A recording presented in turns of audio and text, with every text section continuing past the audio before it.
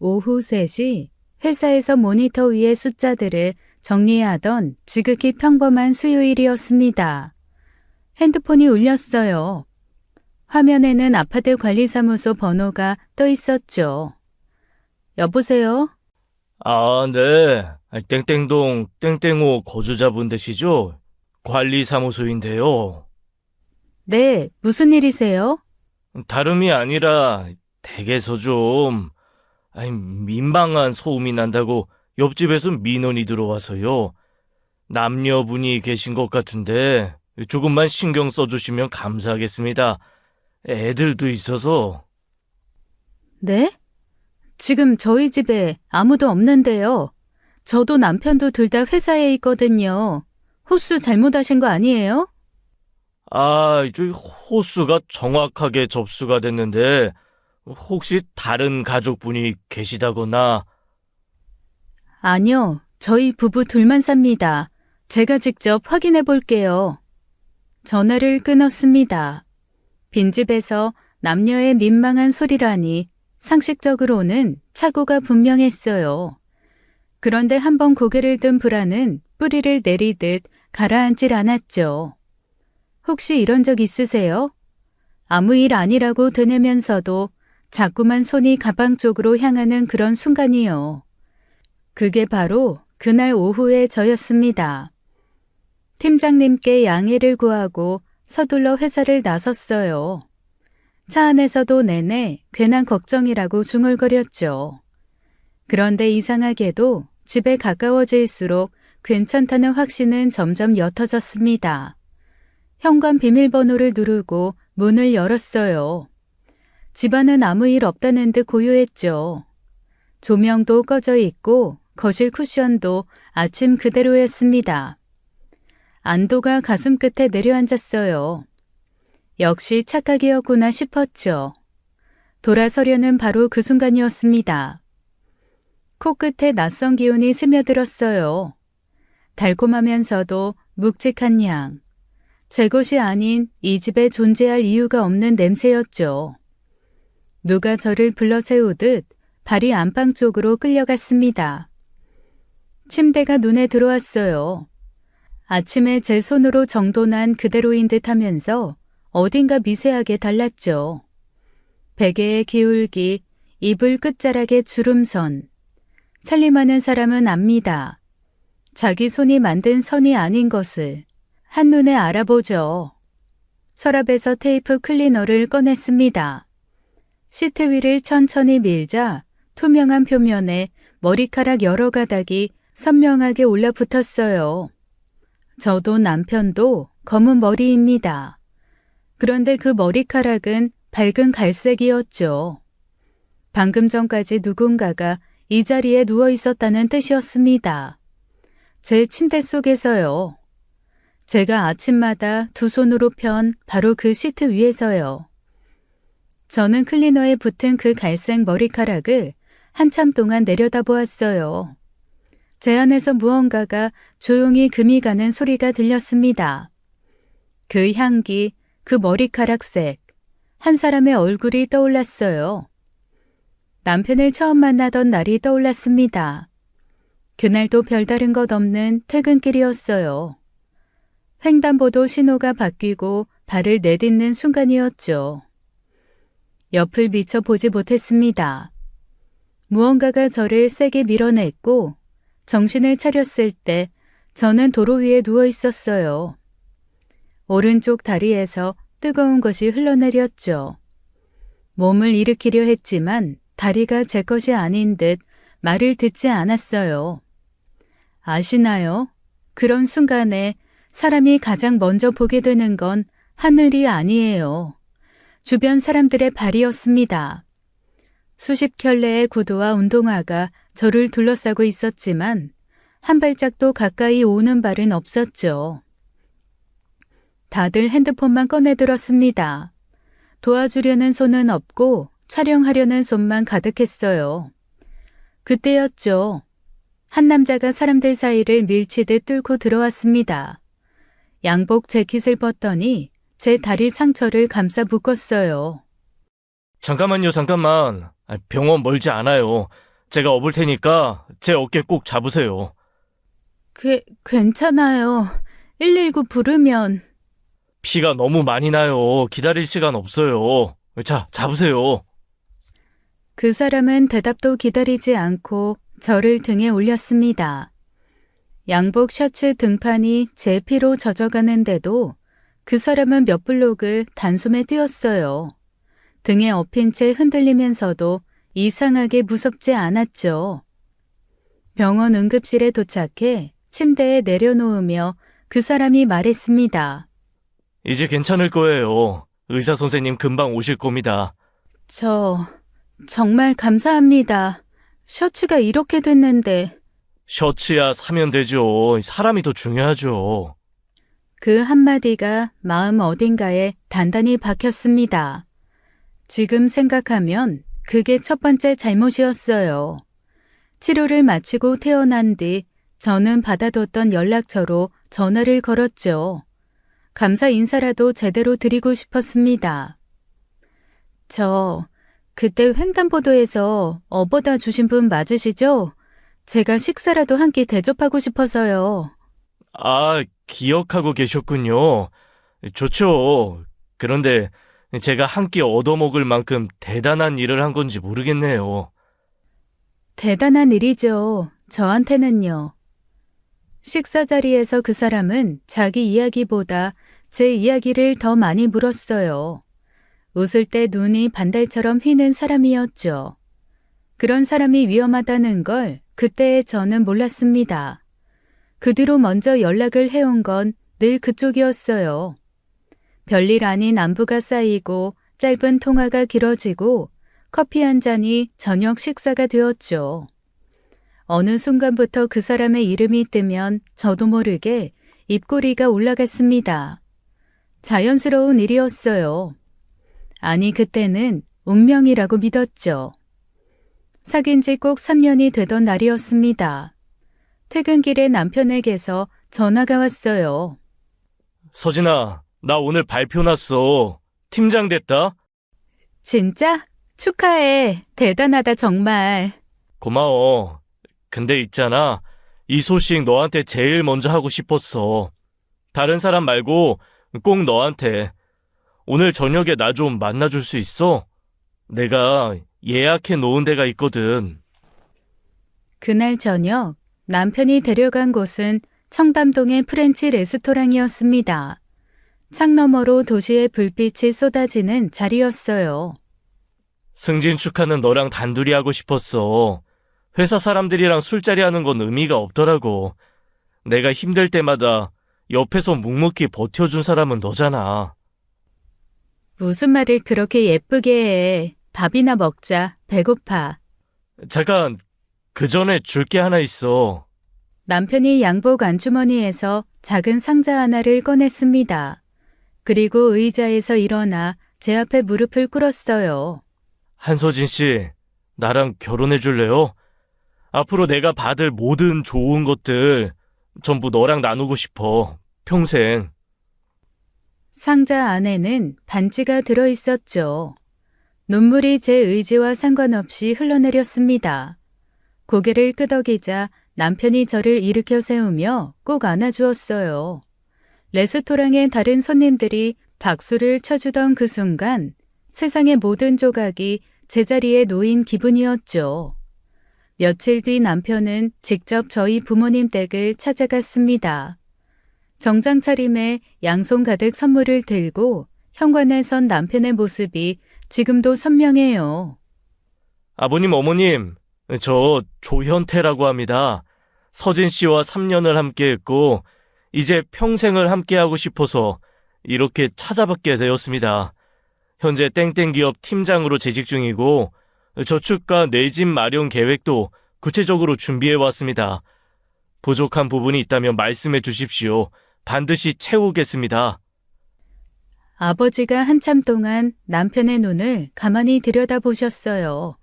그러더니 남편의 두 손을 덥석 잡으셨죠.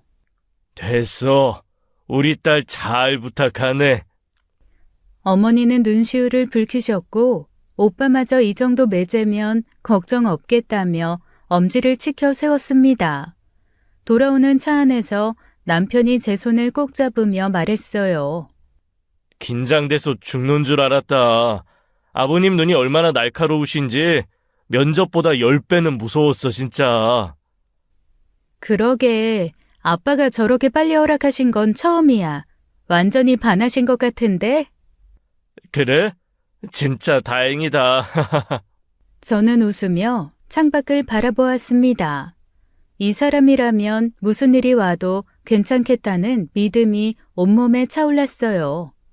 그 믿음이 얼마나 어리석은 것이었는지 그때의 저는 알지 못했죠. 결혼식을 올리고 얼마 지나지 않아 은정이가 집에 놀러 왔습니다.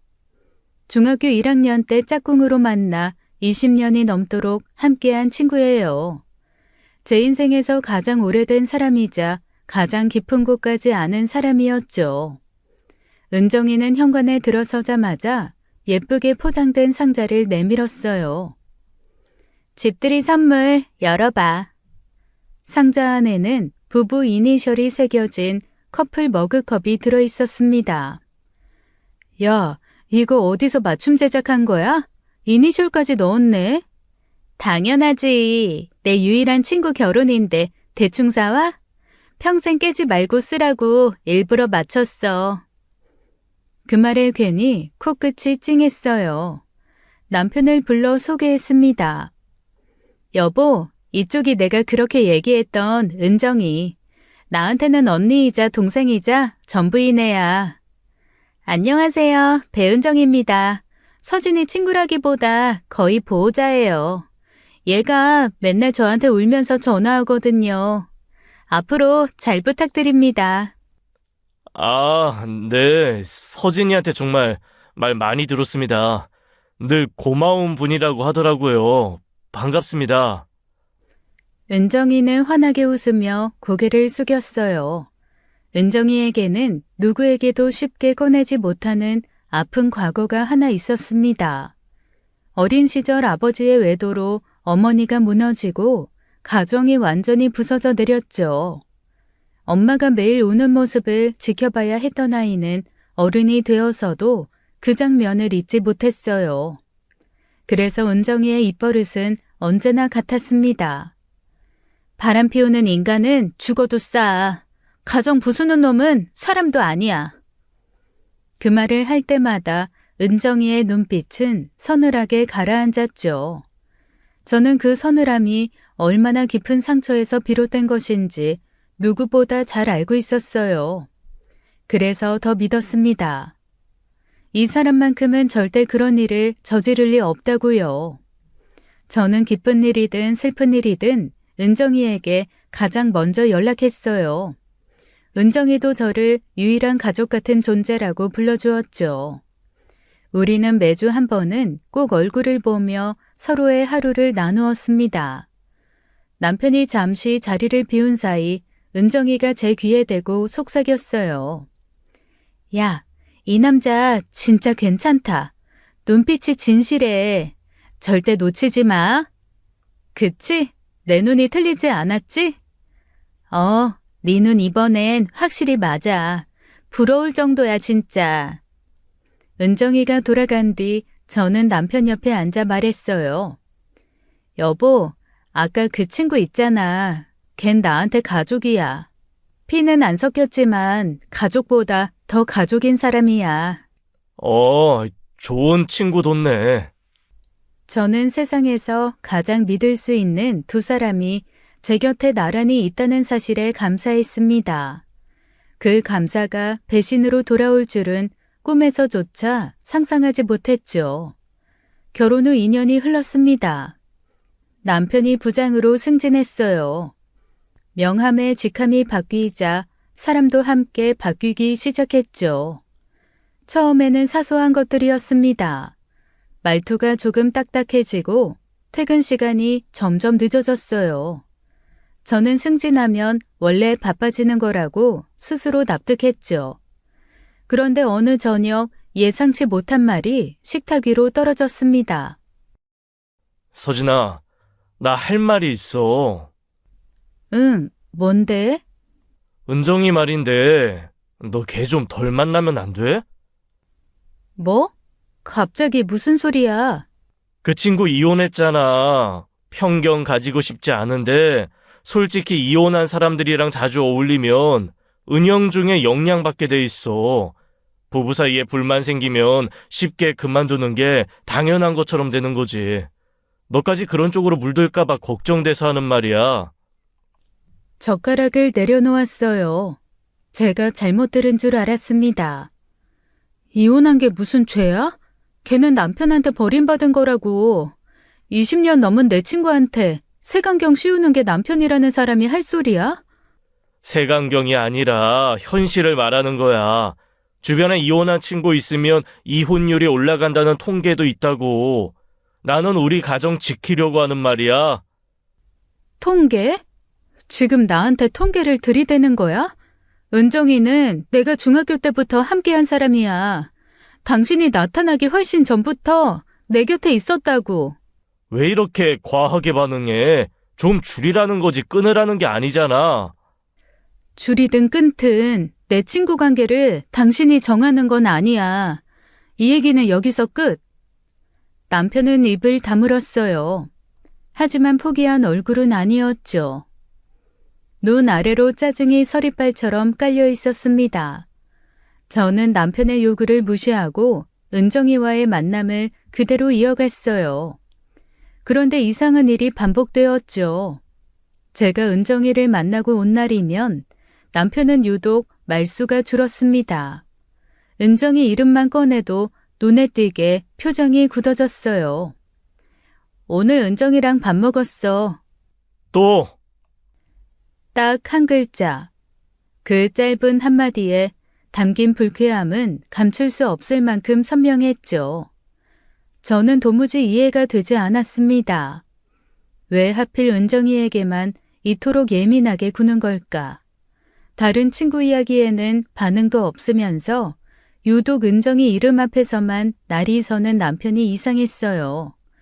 하지만 그때의 저는 대수롭지 않게 넘겼습니다. 지금 돌이켜보면 그게 제가 저지른 가장 큰 실수였어요. 사람의 직감이란 묘한 것이죠.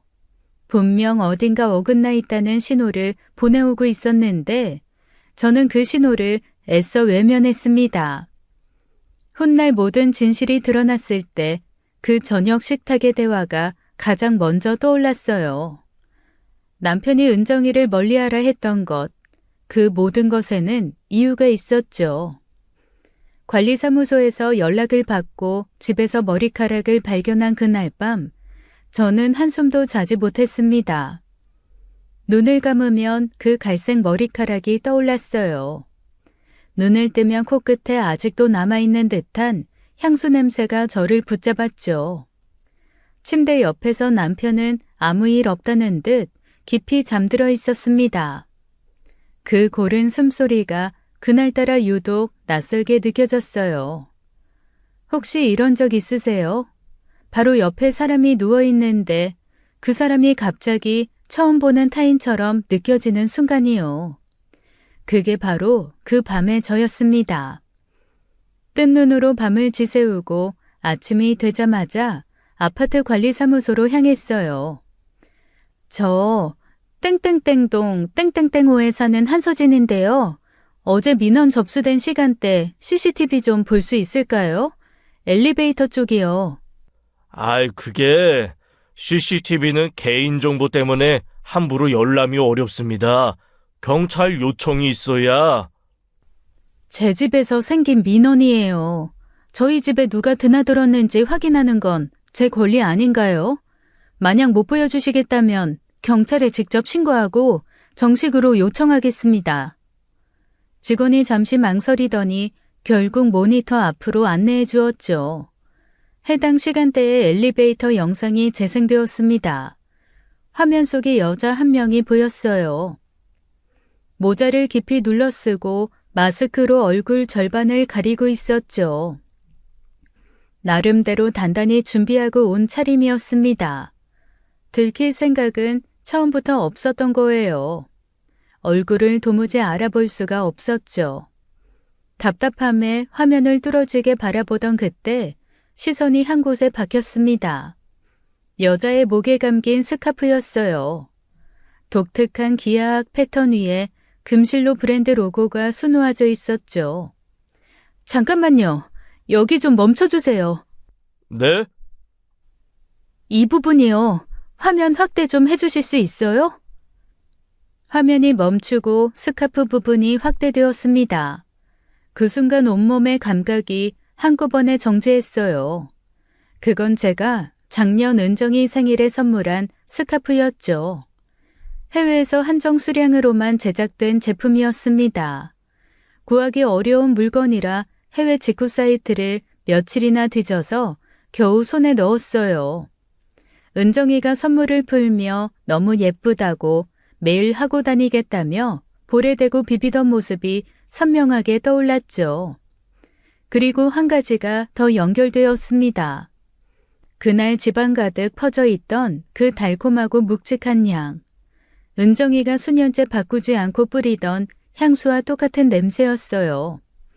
얼굴은 가릴 수 있어도 몸에 밴 습관까지는 가릴 수 없는 법이죠. 그때는 미처 잊지 못했던 조각들이 지금 이 화면 앞에서 하나로 맞물렸습니다. 저는 직원에게 감사하다는 말을 간신히 꺼내고 관리사무소를 나섰어요. 복도를 걸으면서 속으로 같은 말만 되뇌었죠. 은정아, 너였구나. 너였어. CCTV 속 스카프만으로는 부족했습니다. 의심은 짙어졌지만 확신은 아직 한 발짝 밖에 서 있었어요. 저는 직접 확인하기로 했죠. 은정이에게 전화를 걸었습니다. 은정아, 이번 주말에 우리 집 와서 같이 밥 먹자. 내가 요리해 줄게. 이번 주말? 형부도 계시잖아. 괜히 방해되는 거 아니야? 무슨 방해야. 남편도 네가 온다고 그러면 좋아해. 네가 좋아하는 된장찌개에 불고기 할 건데 오랜만에 셋이 먹자. 그래도 부부끼리 주말인데 내가 끼면 좀. 야, 20년 지기한테 무슨 눈치야. 그냥 와. 안 오면 섭섭해. 알겠어. 갈게. 전화를 끊고 저는 인터넷으로 소형 녹음기를 주문했어요. 다음 날 도착한 녹음기는 엄지 손톱보다 조금 큰 정도였죠. 주말이 되었습니다. 은정이가 오기 1시간 전 저는 거실 소파 쿠션 아래에 녹음기를 넣고 버튼을 눌렀어요. 쿠션을 가지런히 올려놓고 아무 흔적 없이 정리했죠. 초인종이 울렸습니다. 은정이는 평소와 다름없이 밝은 얼굴로 현관에 서 있었어요. 왔다. 벌써 냄새 좋은데? 여보, 은정이 왔어. 나와서 인사해. 남편이 안방에서 나와 거실로 왔죠. 아, 어서 오세요. 안녕하세요, 형부. 잘 지내셨죠? 셋이 소파에 앉았습니다. 저는 일부러 잠시 함께 이야기를 나누다가 자리에서 일어났어요. 나 부엌 가서 마무리 좀 할게. 둘이 좀 있어. 부엌으로 들어간 뒤 일부러 도마 소리를 크게 냈죠. 냄비 뚜껑도 부딪히고 수도꼭지도 세게 틀었습니다. 부엌에서 바쁘게 요리하는 소리가 거실까지 들리도록 최대한 시간을 끌었어요. 식사는 아무 일 없이 끝났죠. 은정이가 돌아가고 남편이 잠든 뒤 저는 조용히 거실로 나왔습니다. 소파 쿠션을 들어 올려 녹음기를 꺼냈어요. 화장실로 들어가 변기 뚜껑을 닫고 앉아 이어폰을 꽂았죠. 재생 버튼을 눌렀습니다. 잡음 사이로 두 사람의 목소리가 흘러나왔어요. 오빠, 서진이 앞에서 나한테 너무 무관심한 척 하지 마. 오히려 그게 더 티나. 평소에 나한테 말 잘 걸다가 서진이 앞에서만 갑자기 딱딱해지면 이상하잖아. 알았어, 조심할게. 근데 너도 좀 자연스럽게 해. 아까 나 눈 마주칠 때 웃는 거 봤거든? 저는 재생을 멈추지 못했죠. 같은 구간을 몇 번이고 되돌려 들었습니다. 두 손으로 입을 틀어막은 채 한참을 그 자리에 앉아 있었어요. 바람 피우는 인간은 죽어도 싸다던 그 입으로 제 남편에게 오빠라 부르고 있었죠. 한참이 지나서야 이어폰을 뽑고 핸드폰을 내려놓았습니다. 그리고 아무 일 없던 사람처럼 세수를 하고 남편 옆에 누워 불을 껐어요. 어둠 속에서 저는 천장을 올려다보며 생각했죠. 울지 않겠다고, 이 두 사람에게 눈물은 아깝다고요. 다음 날 아침 저는 평소보다 일찍 일어나 식탁을 차렸습니다. 밥, 국, 반찬 4가지. 완벽한 아침상이었죠. 남편이 잠옷 차림으로 나와 의자에 앉았어요. 아무것도 모르는 얼굴이었습니다. 저는 된장국을 한 숟가락 떠먹으며 아무렇지 않은 듯 입을 열었죠. 여보, 며칠 전에 집에 들어왔는데 낯선 향수 냄새가 나더라. 내 거 아닌 거 확실한데 혹시 뭔지 알아? 남편의 젓가락이 공중에서 멈추었어요. 찰나의 정적이었지만 저는 그 짧은 틈을 놓치지 않았습니다. 아, 그거 회사에서 여직원이 향수를 좀 진하게 뿌렸거든. 그게 옷에 묻은 것 같아. 아, 그래? 요즘 향수 진하게 뿌리는 사람 많긴 하더라. 고개를 끄덕이며 반찬을 집었어요. 남편은 다시 젓가락을 들었지만 아까와는 씹는 속도가 확연히 달랐죠. 저는 그 미세한 변화를 고스란히 읽고 있었습니다. 거짓말하는 사람의 눈은 결코 정면을 바라보지 못하는 법이에요. 그날 저녁 다시 마주 앉은 식탁에서 2번째 떡밥을 던졌죠. 아, 맞다. 관리사무소 갔다가 들었는데 요즘 우리 아파트에 이상한 여자가 돌아다닌다는 소문이 있대. 남편이 물컵을 들고 있다가 사례가 들렸습니다. 거친 기침이 식탁 위로 쏟아졌어요. 저는 태연하게 김치를 집어먹으며 남편의 얼굴을 바라보았죠. 아이, 무슨 소문? 나도 자세히는 몰라. 뭐라더라? 애들도 많은 아파트에서 고래고래 소리 지르면서 관계를 한다고 하던가? 뭐 너무 좋았나 보지. 관리사무소 직원이 요즘 민원이 좀 있다고 하더라고. 그 여자 CCTV에도 찍혔다는데 자세한 건 안 알려주더라. 그런 소문은 그냥 흘려들어. 아파트에 별 사람 다 있으니까. 그러게 별일 아니겠지 뭐. 남편의 얼굴이 눈에 띄게 굳어졌어요. 밥을 몇 숟가락 더 뜯어 말고 젓가락을 내려놓았습니다. 나 좀 배가 안 좋다. 먼저 들어갈게. 자리에서 일어나는 남편의 등이 유독 좁아 보였죠. 저는 혼자 남은 식탁에서 반찬을 천천히 비웠어요.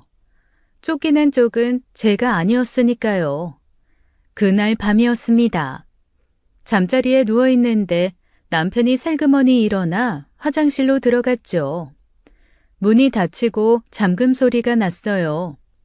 저는 조용히 침대에서 내려와 화장실 문 앞에 귀를 붙였습니다. 남편의 낮은 목소리가 문틈 사이로 새어나왔죠.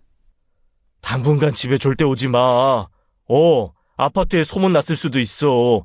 CCTV 얘기까지 나오더라고. 일단 당분간 연락도 줄이자.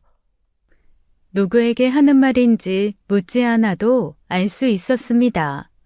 저는 소리 없이 침대로 돌아가 이불을 덮었어요. 천장을 올려다보며 생각했죠.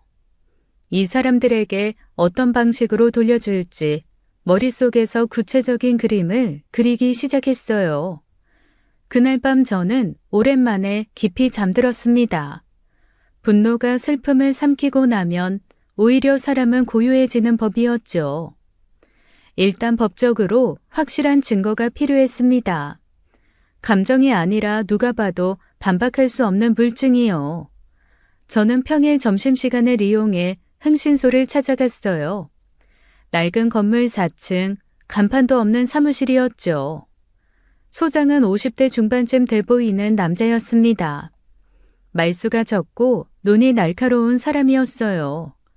이런 의뢰를 수백 번은 받아봤을 얼굴이었죠.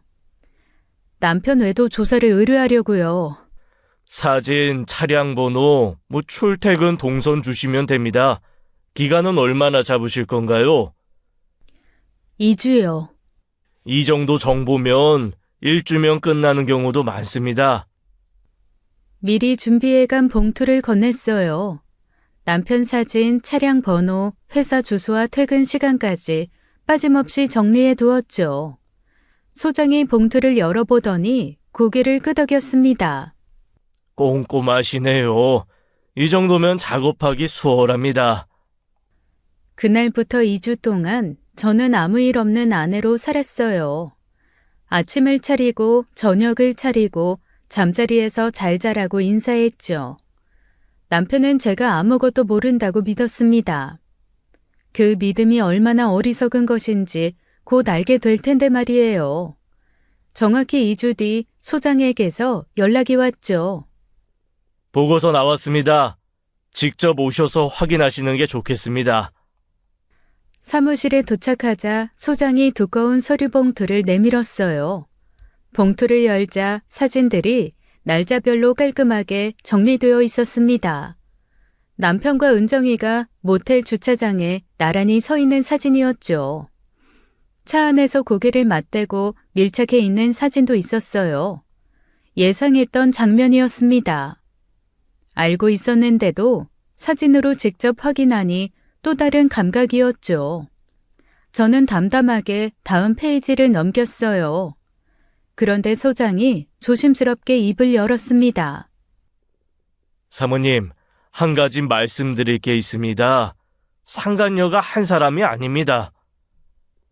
다음 장 보시면 됩니다. 페이지를 넘기자 전혀 다른 여자가 나왔죠. 은정이보다 훨씬 젊은 여성이었어요. 남편과 팔짱을 끼고 거리를 걷고 있었습니다. 번화가 카페에 마주 앉아 손을 잡고 있는 사진도 있었죠. 보고서를 들고 있던 손에서 힘이 스르르 빠졌어요. 한 명도 아니고 2명이라니요. 이건 저도 예상을 못했습니다. 두 분 다 상당 기간 만나온 것으로 보입니다. 날짜가 겹치지 않는 걸 보면 요일별로 따로 만나는 패턴입니다. 요일별로 여자를 나눠 만나는 남자. 그게 제가 평생을 걸었던 남편의 진짜 얼굴이었죠. 저는 보고서를 가방에 넣고 자리에서 일어났습니다. 괜찮으십니까? 네, 괜찮습니다. 오히려 확실해져서 다행이에요. 흥신소문을 나서며 저는 속으로 다짐했어요. 1명이든 2명이든 남김없이 반드시 갚아주겠다고요. 집에 돌아와 가방에서 보고서를 꺼냈습니다. 남편이 아직 퇴근하기 전이었어요. 2번째 여성의 사진을 식탁 위에 펼쳐놓았죠. 젊고 단정한 인상이었습니다. 분명 어디선가 본 적 있는 얼굴이었어요. 그런데 아무리 떠올려봐도 어디서 봤는지 기억이 나지 않았죠. 직장 동료인지 동네 사람인지 아니면 남편 모임에서 스친 얼굴인지 머릿속이 안개처럼 흐릿했습니다. 저는 사진을 들고 소파에 앉아 한참을 들여다보았어요. 눈매가 또렷하고 입술 라인이 얇은 여자였죠. 웃는 것도 아니고 안 웃는 것도 아닌 묘한 표정이었습니다. 남편이 퇴근하기 전에 사진을 치우고 저녁을 차렸어요. 아무렇지 않은 얼굴로 밥을 먹었지만 그 얼굴이 머릿속에서 떠나지 않았죠. 밤이 깊어졌습니다. 남편이 안방에서 잠든 뒤 저는 다시 거실로 나왔어요. 사진을 꺼내놓고 뒤집고 또 뒤집으며 기억을 더듬었죠. 그때 문득 시선이 거실 책장 한쪽으로 향했습니다. 책 사이에 끼워져 있는 두꺼운 앨범이 눈에 들어왔어요. 우리 부부의 결혼 앨범이었죠. 꺼낸 지 얼마나 됐는지 표지에 얇게 먼지가 내려앉아 있었습니다. 저는 자리에서 일어나 앨범을 꺼내들었어요. 한 장씩 넘기기 시작했죠. 신랑 대기실, 신부 대기실, 본식 패백, 그리고 하객 단체 사진이었습니다. 신부 측 하객, 신랑 측 하객, 남편 측 단체 사진에서 손가락이 멈추었어요. 뒷줄 오른쪽 끝에 서 있는 여자였죠. 흥신소 보고서 속 두 번째 여성과 똑같은 얼굴이었습니다. 그 순간 기억이 선명하게 돌아왔어요. 결혼식 날 남편이 하객들 사이에서 저를 불러세우며 소개했던 장면이었죠. 서진아, 이쪽은 채원이. 과 후배야. 바쁜데 일부러 와줬네. 언니, 축하드려요. 정말 예쁘시다. 고마워요. 와줘서 고맙습니다. 웃으며 인사를 나눴던 바로 그 여자가 지금 제 남편과 팔짱을 끼고 거리를 걷고 있었습니다. 이 관계는 도대체 언제부터였던 걸까요?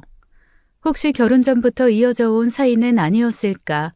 그 생각이 스치자 온몸에 소름이 돋으며 치가 떨렸습니다. 저는 앨범을 덮고 보고서와 나란히 식탁 위에 놓았어요. 왼쪽에는 은정이 사진, 오른쪽에는 문채원 사진이었죠. 두 장을 번갈아 바라보았습니다. 20년 절친과 남편의 대학 후배. 제 결혼식에 와서 축하한다고 활짝 웃었던 사람들이 제 등 뒤에서 남편과 손을 잡고 있었어요.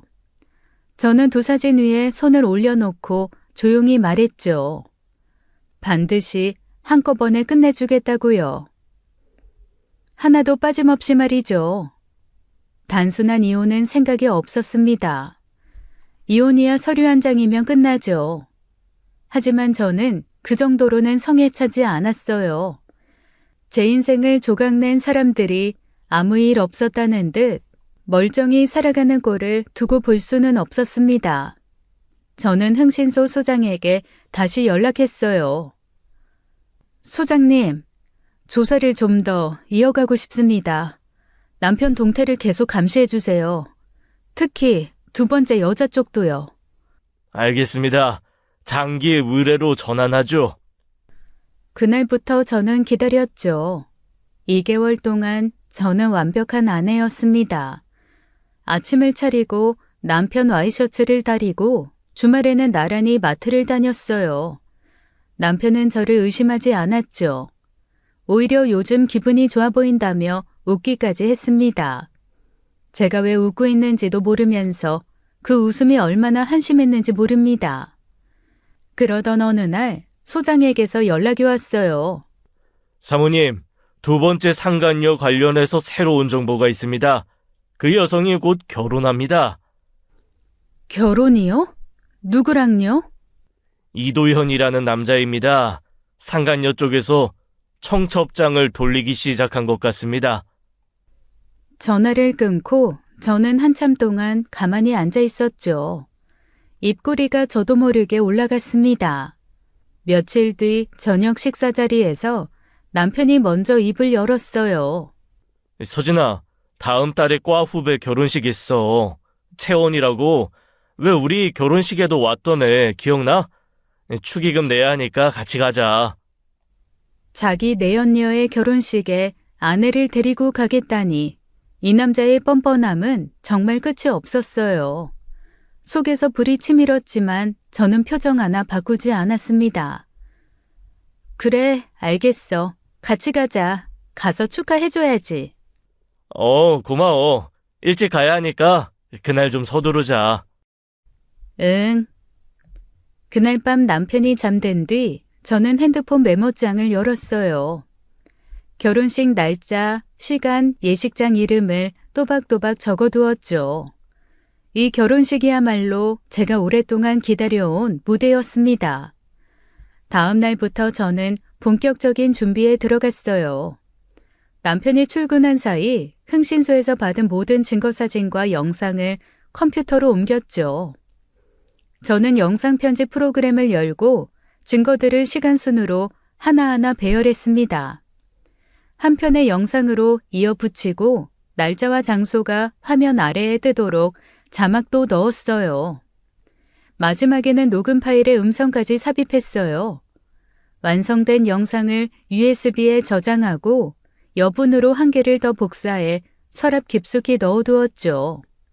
준비는 끝났습니다. 이제 그날만 오면 됐어요. 다음 날 은정이를 강남의 한 카페로 불러냈습니다. 평일 오후라 손님이 별로 없었어요.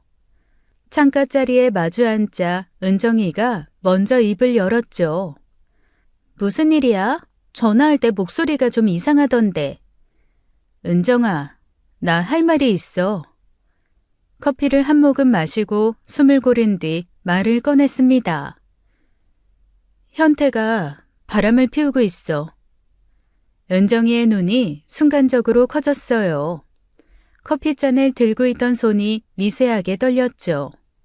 하지만 그 동요는 아주 짧았습니다. 금방 분노한 표정으로 바뀌었어요. 뭐? 형부가? 진짜? 누구랑? 그 반응에 저는 속으로 비웃음을 날렸습니다. 저는 가방에서 사진 한 장을 꺼내 테이블 위에 놓았죠. 남편과 문채원이 팔짱을 끼고 거리를 걷고 있는 사진이었습니다. 은정이가 사진을 집어들고 한참을 들여다봤어요. 이게 누구야? 이 여자. 남편 대학 후배래. 우리 결혼식에도 왔었어. 이 미친, 결혼식까지 와놓고 남의 남편을? 형부도 형부지만 이 여자 진짜 대단하다. 은정이가 목소리를 높이며 테이블을 쳤죠. 저는 그 모습을 가만히 바라보았습니다. 자기 말고 다른 여자가 있다는 사실에 분노하는 이 얼굴. 솔직히 우습기만 했어요.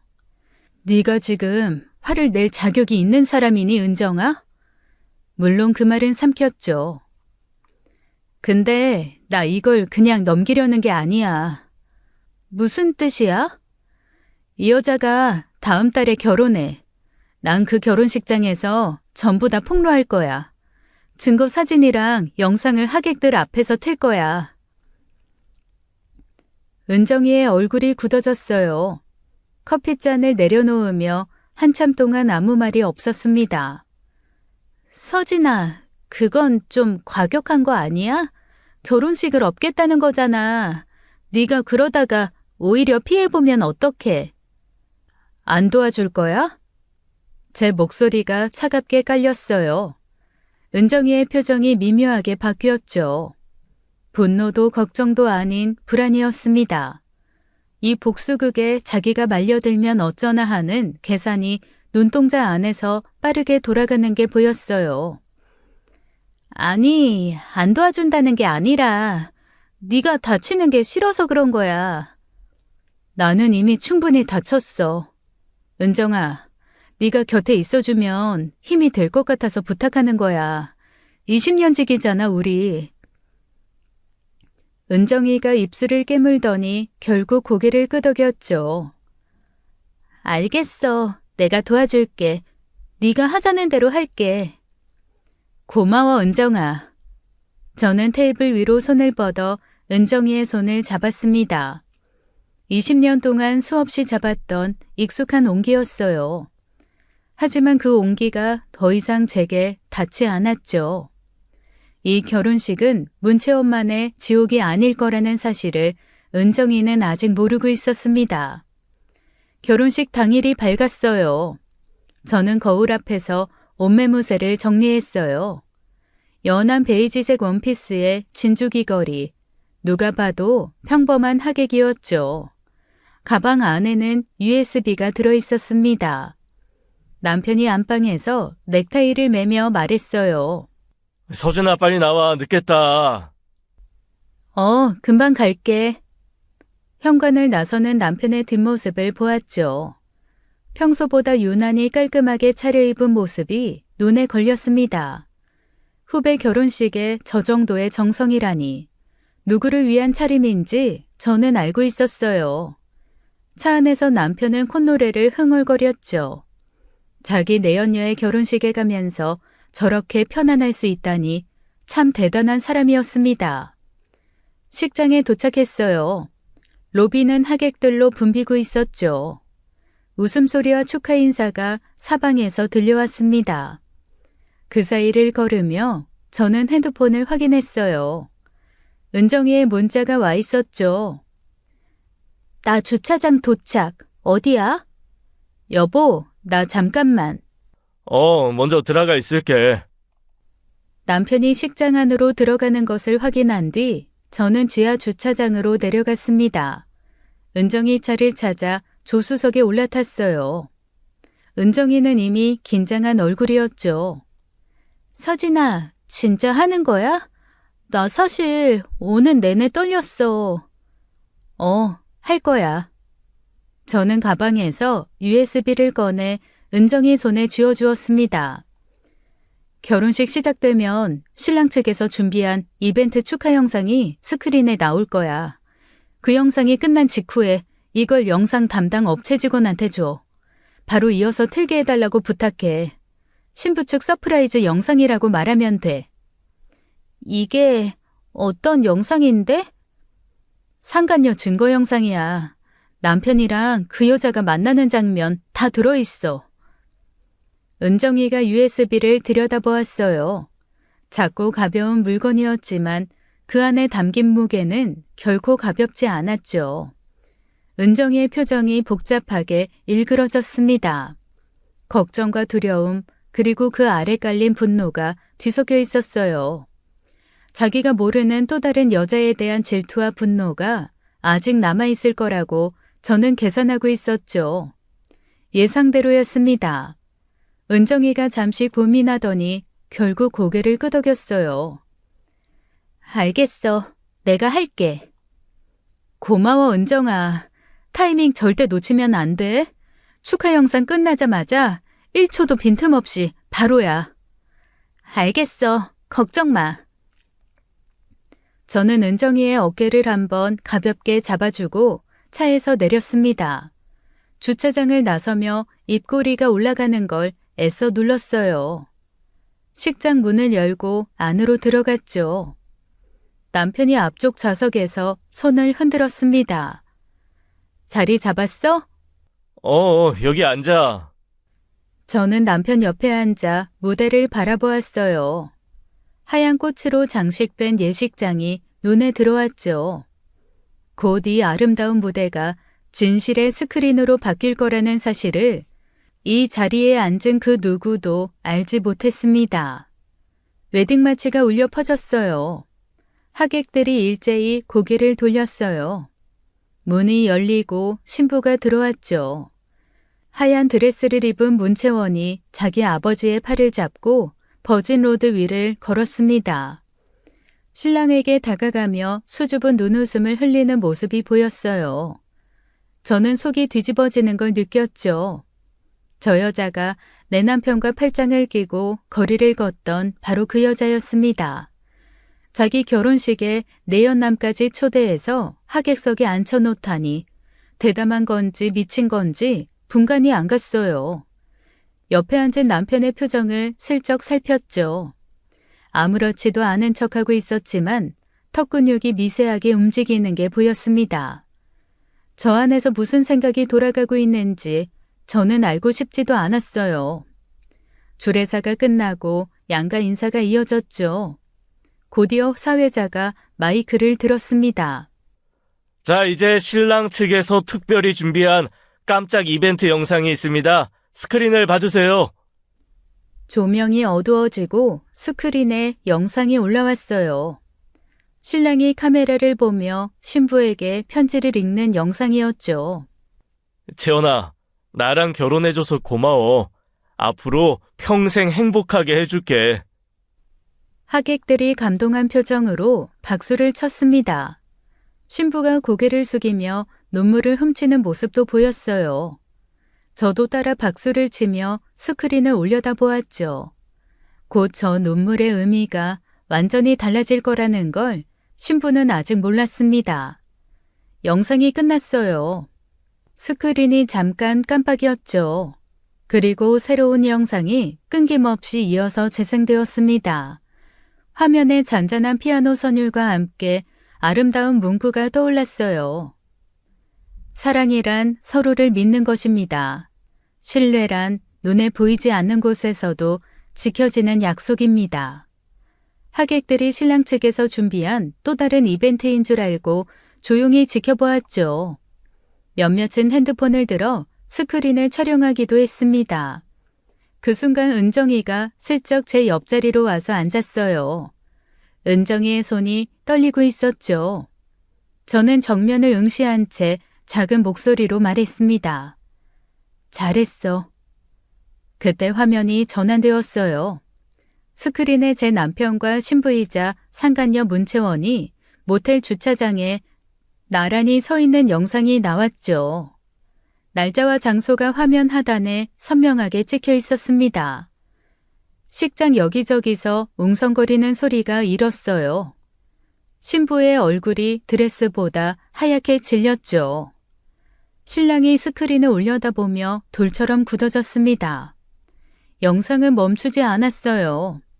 이어서 남편과 제 절친 은정이가 차 안에서 밀착해 있는 사진이 화면을 채웠죠. 모텔 출입 영상이 연달아 이어졌습니다. 그 순간 제 절친 은정이가 자리에서 벌떡 일어났죠. 자기가 저에게 속았다는 것을 깨닫는 순간이었습니다. 하얗게 질린 얼굴로 저를 돌아보았습니다. 저는 그 시선을 정면으로 받으며 미동도 하지 않았어요. 식장 전체가 벌집을 쑤신 듯 소란스러워졌죠. 남편의 얼굴은 이미 종이장처럼 창백해져 있었습니다. 상간녀 문채원이 웨딩드레스 자락을 움켜쥐며 비명에 가까운 소리를 질렀습니다. 누가 이 짓을 한 거야? 당장 꺼! 영상 당장 꺼! 스크린을 향해 달려가는 신부를 들러리가 붙잡았어요. 하지만 영상은 멈추지 않았죠. 남편과 은정이의 미래 장면이 수백 명의 하객 앞에서 계속 흘러나오고 있었습니다. 신부가 미친 듯이 고개를 돌리며 범인을 찾았어요. 그때 저는 자리에서 천천히 일어나 입을 열었죠. 이 사람이 틀었어요. 저는 제 절친 은정이를 가리켰습니다. 식장의 시선이 일제히 은정이에게로 쏠렸어요. 은정이의 얼굴이 사색이 되었죠.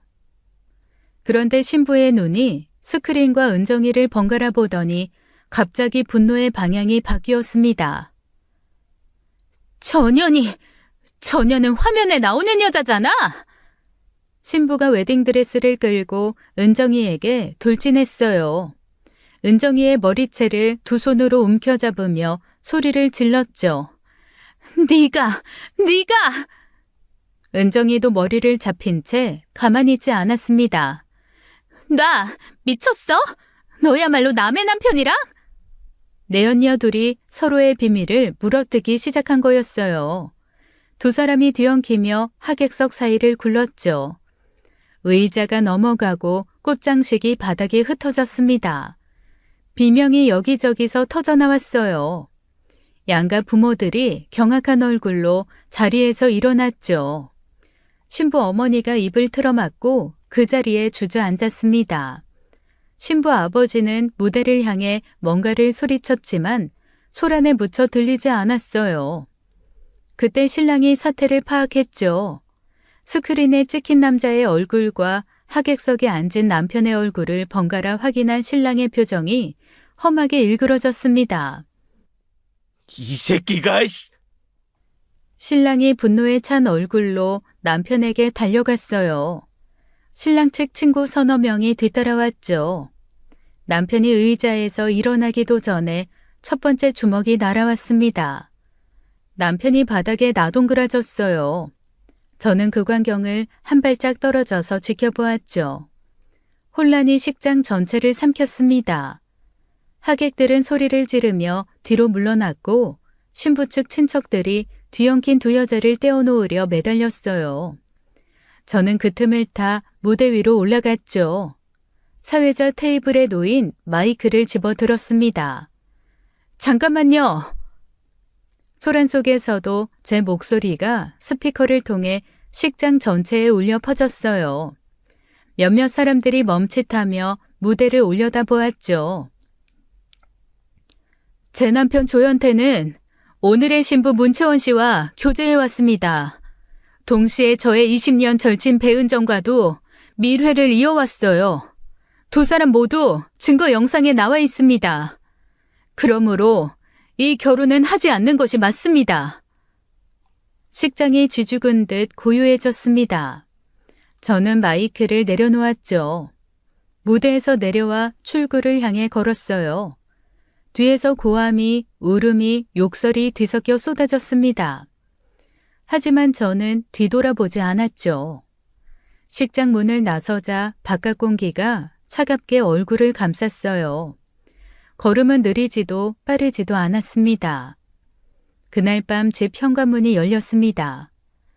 남편이 들어왔어요. 얼굴이 퉁퉁 부어 있었죠. 입술이 찢어져 피가 말라붙어 있었고 양복 어깨가 찢겨 안감이 드러나 있었습니다. 식장에서 신랑 측 사람들에게 얼마나 맞았는지 한쪽 눈두덩이가 검붉게 물들어 있었어요. 아침에 넥타이를 단정하게 메고 나갔던 사람이 맞나 싶을 정도였죠. 저는 거실 소파에 앉아 그 꼴을 가만히 바라보았습니다. 서진아, 너 지금 뭔 짓을 한 건지 알아? 이혼하자. 남편의 눈이 뒤집어졌어요. 뭐? 그 난리를 쳐놓고 고작 한다는 소리가 이혼? 미쳤냐? 남편이 성큼성큼 다가왔죠. 오른손이 제 뺨을 향해 치켜 올려졌습니다. 그 순간 안방문이 열렸어요. 오빠가 방에서 나왔죠. 손대지 마! 오빠가 남편의 치켜든 팔을 한 손으로 움켜 잡았습니다. 그리고 주먹이 남편의 턱을 정확하게 갈겼어요. 남편이 현관 앞에 나동그라졌죠. 내 동생을 두고 바람을 피워? 때리기까지 하려고 해? 남편은 바닥에 엎드린 채 고개도 들지 못했습니다. 저는 현관문을 활짝 열어두었어요. 나가. 지금 당장. 남편이 비틀거리며 일어났죠. 고개를 숙이고 집을 나가려 했어요. 아, 잠깐만. 저는 바로 남편 뺨을 후려쳤습니다. 남편 턱이 돌아갔죠. 나한테 한 대는 맞고 가야지. 안 그래? 남편은 신발도 제대로 신지 못한 채 문 밖으로 기어나가듯 사라졌습니다. 저는 문을 닫고 잠금 장치를 돌렸어요. 딸깍하는 소리가 유난히 가볍게 울렸죠. 오빠가 주먹을 풀며 제 옆에 섰습니다. 서진아, 잘한 거다. 오빠, 고마워. 복수를 준비하는 내내 한 번도 울지 않았는데 오빠 앞에서 무너졌어요. 오빠는 아무 말 없이 제 등을 토닥여 주었죠. 그 밤은 길었지만 이상하게 마음만은 편안했습니다. 다음 날 아침 저는 곧장 변호사 사무실을 찾아갔어요. 남편에게는 이혼 및 재산분할 소송을 제기했죠. 배은정과 문채원에게는 각각 위자료 청구 소송을 걸었습니다. 흥신소 보고서, 사진, 영상, 녹음 파일까지 빠짐없이 변호사에게 넘겼어요. 변호사가 증거를 하나하나 훑어보더니 고개를 끄덕였죠. 한편 상간녀 문채원의 결혼은 그날로 완전히 파토가 났습니다. 신랑이었던 이도연도 채원을 상대로 위자료 소송을 제기했다는 소식이 들려왔어요. 결국 채원은 결혼도 잃고 소송 2건을 한꺼번에 떠안게 된 셈이었죠. 은정이도 마찬가지였습니다. 20년 우정도 남의 남편과의 밀회도 전부 한순간에 무너졌어요. 수개월간의 재판이 이어졌죠. 남편 측은 온갖 핑계를 대며 버텼지만 증거 앞에서는 어떤 변명도 힘을 잃었습니다. 결과는 전부 제 손을 들어주었어요. 판결문을 받아들고 법원 계단을 내려오던 날 하늘이 맑았죠. 이혼이 확정된 뒤 소식은 생각보다 빠르게 퍼졌습니다. 남편의 회사에도 결혼식 영상이 돌았어요. 누가 퍼뜨렸는지는 모르겠지만 그런 건 원래 막을 수 없는 법이죠. 남편은 사내 징계를 받았고 결국 자진 퇴사라는 이름의 해고를 당했습니다. 업계에서도 소문이 돌아 어디에서도 받아주지 않았어요. 2명의 여자와 동시에 바람을 피운 남자라는 꼬리표는 한 번 붙으면 쉽게 떨어지지 않았죠. 배은정은 위자료 판결과 함께 주변 사람들 대부분을 잃었습니다. 공통 지인들이 하나둘 등을 돌렸어요. 20년 동안 쌓아온 인간관계가 하룻밤 사이에 전부 무너진 것이었죠. 문채원도 다르지 않았습니다. 파혼당한 데다 이도연의 손해배상 소송까지 겹쳐 사회적으로 완전히 고립되었어요.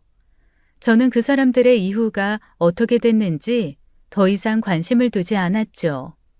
알 필요도 알고 싶지도 않았습니다. 그들의 이야기는 거기서 끝이었어요.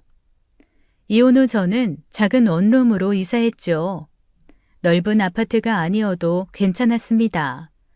누군가의 아내가 아닌 온전히 한서진이라는 이름으로 돌아온 첫 번째 공간이었어요. 혼자 밥을 짓고 혼자 산책을 하고 혼자 잠들었죠. 외롭지 않았습니다. 오히려 누구의 눈치도 보지 않아도 되는 고요함이 좋았어요. 가끔 문득 지난 시간이 떠오를 때면 가슴 한켠이 쓰렸지만 후회는 없었죠. 배신한 사람들과의 인연은 모두 끊었습니다. 미련도 분노도 이제는 남아있지 않았어요. 지나간 것들은 지나간 자리에 두기로 했죠. 아침 햇살이 창가로 스며드는 어느 날이었습니다. 저는 커튼을 걷고 창문 앞에 가만히 섰어요. 눈을 감고 깊게 숨을 들이쉬었죠. 차갑고 맑은 공기가 폐 깊숙이 내려갔습니다. 이제부터는 오직 저를 위해 살겠어요. 그 다짐이 아침 햇살처럼 조용히 온몸에 퍼졌죠. 새로운 하루가 시작되고 있었습니다. 지금까지 사연 읽어주는 남녀였습니다. 끝까지 시청해주신 여러분 감사드리며 저희는 다음 사연으로 돌아올게요. 감사합니다.